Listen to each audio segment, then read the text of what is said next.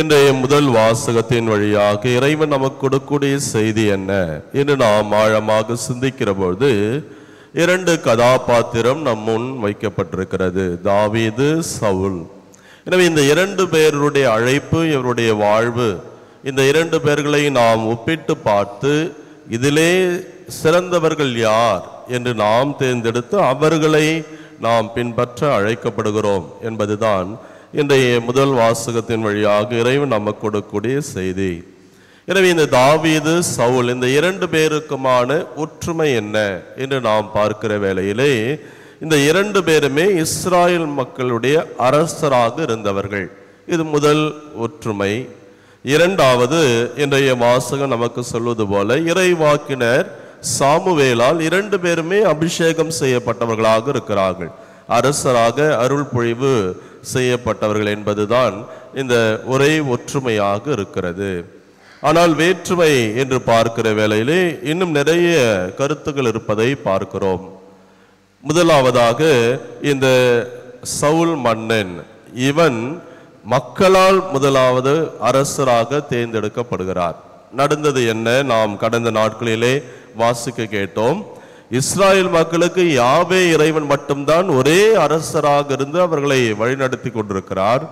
ஆனால் இந்த மக்கள் புற இனத்து மக்களோடு பழகுகிற பொழுது அவர்களுக்கு எல்லாம் தனித்தனி அரசர்கள் இருக்கிற வேளையிலே எங்களுக்கும் அரசர் வேண்டும் என்கின்ற ஒரு எண்ணம் அவர்களுக்கு வருகிறது. எனவே தான் அவர்கள் மக்கள் முறையீடு செய்கிறார்கள், எங்களுக்கு என்று அரசரை கொடுக்க வேண்டும் என்று கேட்டபோது இறைவார்த்தை நமக்கு சொல்கிறது, முதலிலே கடவுள் வருத்தப்படுகிறார். ஏனென்றால் அவர் ஒருவரே அரசராக இருந்து எகிப்து தேசத்திலிருந்து மீட்டு வந்தது எல்லாம் வரலாறு, மீட்பின் வரலாறு நமக்கு சொல்லக்கூடிய செய்தி. அப்படிப்பட்ட ஒரு சூழ்நிலையில் என்னை நிராகரித்து ஒரு மனிதனை இவர்கள் கேட்கிறார்களே என்ற மன வருத்தம் ஆண்டவருக்கு இருக்கிறது.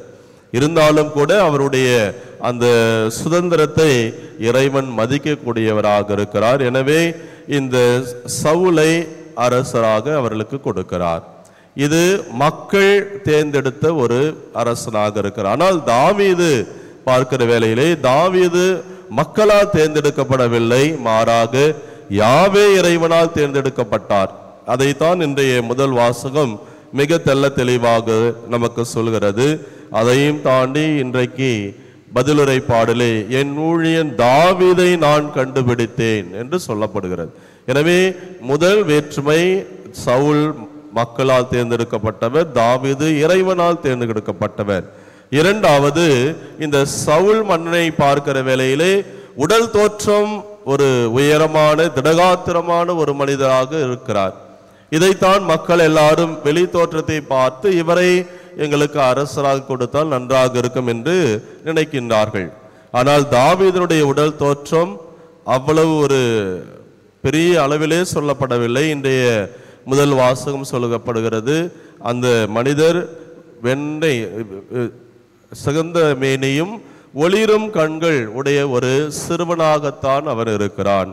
எனவே சொல்லப்படக்கூடிய செய்தி, ஆண்டவர் முகத்தை பார்ப்பதில்லை, அகத்தை பார்க்கிறார். வெளி தோற்றம் அல்ல, உள் தோற்றம் தான் அவருக்கு முக்கியம் என்று சொல்லப்படுகிறது. மூன்றாவதாக, இந்த சவுல் மன்னன் இவ்வளவு திடகாத்திரமாக இருந்தாலும் ஒரு பயந்தாங்கோலியாகத்தான் இருந்திருக்கிறார். அரசனாக பிற்பாட்டு கூட பயந்து ஓடுவதை நாம் விவிலியத்தை எடுத்து வாசித்தால் நமக்கு தெரியும். ஆனால் தாவீது உடல் அளவிலே பெரிய பலசாலி இல்லை என்றாலும் மிகுந்த ஒரு வீரனாக தன்னந்தனியாக அந்த பெரிய வீரனை கோலியாத்தை சந்திக்கக்கூடிய ஒரு ஆற்றல் அவனுக்கு இருந்தது என்பதை நாம் பார்க்கிறோம். இது மூன்றாவது வேறுபாடு. கடைசியிலே இந்த சவுலிடத்திலே பலவிதமான தீய குணங்கள் இருக்கிறது. பழிவாங்கும் எண்ணம், வன்மம், கொலை செய்யக்கூடிய அளவுக்கு வன்மம், பொறாமை, இது எல்லாம் சவுலிடத்திலே மிக அதிகமாக இருப்பதை பார்க்கிறோம். ஆனால் தாவீதிடத்திலே எல்லாமே நல்ல குணங்களாக, இரக்க குணம், எல்லாரையும் மன்னிக்கின்ற குணம், ஏற்றுக்கொள்ளக்கூடிய ஒரு மனப்பான்மை தாவீதிடத்தில் இருக்கிறது. கடைசியாக நாம் பார்க்கிற வேளையிலே இவ்வளவு ஒரு தீய குணங்கள் இருந்ததால் தான் யாவே இறைவன் சவுல் மன்னனை அரசனாக இருக்கிற அந்த பதவியிலும் தூக்கி எறிகிறார். ஆனால் தாவீது கடைசி வரை அரசனாகவே இருந்தார் என்பது இந்த வரலாறு நமக்கு சொல்லக்கூடிய செய்தி. எனவே அன்புக்குரிய சகோதர சகோதரிகளே, சவுலுக்கும் தாவீதுக்கும் உள்ள அந்த ஒற்றுமை வேற்றுமையை நாம் இப்பொழுது கண்டுபிடித்திருக்கிறோம். இதிலே தாவீதிடத்தில் இருக்கக்கூடிய அந்த நல்ல குணங்கள் என்ன, ஏன் அவ்வளவு நல்ல குணங்கள் அவனிடம் இருந்தது என்று சொன்னால், ஆண்டவருடைய கரத்தில் முழுமையாக தன்னை அர்ப்பணித்த ஒரு மனிதராக தாவீது இருக்கிறார். எனவே தான் ஆண்டவர் அவரை மிக அதிகமாக உயர்த்தி ஒளிரச் செய்தார் என்று என்ற இறை வார்த்தை நமக்கு தெளிவுபடுத்துகிறது. நம்முடைய வாழ்வில் இந்த தாவீதை போல ஆண்டவருடைய கரத்தில் நாம் ஒப்பு கொடுக்க வேண்டும்.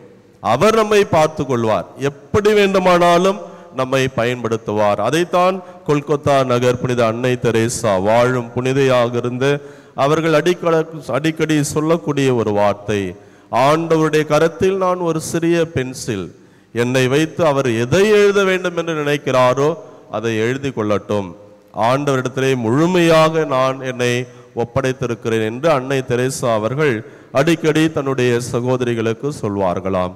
அதே போல நம்முடைய இந்த திருத்தலத்தினுடைய பாதுகாவலி தூய லூர்து அன்னையும் அதே தான் நமக்கு வலியுறுத்துகிறார்கள். ஆண்டவரிடத்திலே நான் முழுமையாக ஒப்பு கொடுக்கிற போது அவர் அவரை எவ்வளவு மாட்சிமையாக இந்த விண்ணுக்கும் மண்ணுக்கும் அரசியாக உயர்த்தினார் என்பதெல்லாம் அன்னையும் நமக்கு கற்றுத்தரக்கூடிய ஒரு பாடம். எனவே நம்மை ஆண்டவருடைய கரத்திலே முழுமையாக ஒப்பு கொடுப்போம், அவர் நம்மை பார்த்து கொள்வார். தாவீதை உயர்த்தியது போல நம்மை உயர்த்துவார் என்ற அந்த சிந்தனையோடு ஆண்டவருடைய அன்பு பிள்ளைகளாக வாழ தொடர்ந்து ஜெபிப்போம். இறைவன் நேச நம்மை நிறைவாக ஆசீர்வதிப்பாராக. ஆமென்.